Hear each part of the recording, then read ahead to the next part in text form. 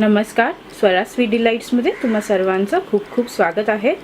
उन्हाळा वाढलाय आणि अशा उन्हाळ्यात, कडक उन्हाळ्यात कैरीचं पन्ह म्हणजे अमृतच। आणि बाहेरचे कोल्ड्रिंक पिण्यापेक्षा हे पन्ह पिलेलं फारच उत्तम प्रकृतीसाठी। तर आज मी तुमच्यासाठी खास पन्ह्याची रेसिपी घेऊन आली आहे, जी फारच सोपी आहे बनवायला। तर चला पाहूया। आपण कैरी पन्ह्याचे साहित्य पाहूया। इथे पाव किलो कैऱ्या घेतल्या आहेत मी। या 2 कैऱ्या आहेत आणि ह्याची मी साल काढून घेतली आहे आणि स्वच्छ धुवून घेतल्यात। त्यानंतर इथे गूळ आहे। गूळ पण मी पाव किलो घेतलाय।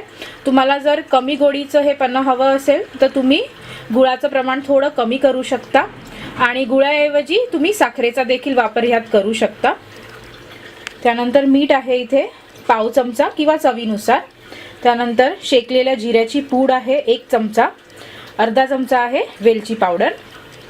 इथे एक कुकर घेतलाय मी आणि त्यात आपण आता या कैऱ्या घालणार आहोत आणि ह्यात मी 1 ते 1.5 कप पाणी घालणार आहे आणि आपण 3 ते 4 शिटी काढून या कैऱ्या शिजवून घेऊया।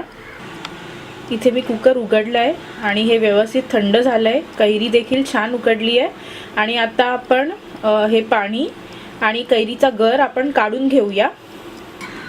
इथे आपण हा गर काढून घेतलाय पाण्यासकट आणि हा गर आता आपण मिक्सरच्या भांड्यात घालणार आहोत। त्याचबरोबर आपल्याला गूळ, वेलची पावडर, जिरा पावडर आणि मीठ हे सर्व आपल्याला मिक्सरच्या भांड्यात घालून वाटून घ्यायचं आहे। एक त्याची पेस्ट आपल्याला तयार करायची आहे। इथे आपलं हे वाटून ह्याची पेस्ट तयार आहे आणि ह्याची कन्सिस्टन्सी पण तुम्ही पाहू शकता। आता हे आपण एका भांड्यात काढून घेऊया। ह्यात आता आपण पाणी घालणार आहोत, पण जर तुम्हाला हे साठवायचं असेल तर तुम्ही एका आठवड्यासाठी हे फ्रीजमध्ये ठेवू शकता। असंच तुम्हाला हे एका घट्ट डब्यामध्ये किंवा एका बाटलीमध्ये भरून ठेवायचं आहे आणि जेव्हा तुम्हाला वापरायचं आहे तेव्हा अर्धा भाग हे आणि अर्धा भाग पाणी असं तुम्हाला मिक्स करून तुम्ही घेऊ शकता। पण आता आपण ह्यात पाणी घालणार आहोत। इथे आपलं हे कैरीचं पन्ह तयार आहे आणि ह्यात मी जवळजवळ 1 लिटर पाणी घातलंय आणि ह्याची कन्सिस्टन्सी देखील तुम्ही पाहू शकता। हे आता आपण थंड करूया फ्रीजमध्ये थोडा वेळ ठेवून आणि मग थंडगार हे सर्व करूया।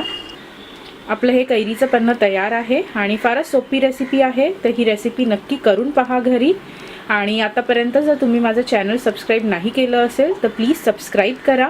ही रेसिपी जास्तीत जास्त शेअर करा आणि कमेंट सेक्शनमध्ये मला लिहून कळवा तुम्हाला ही रेसिपी कशी वाटली।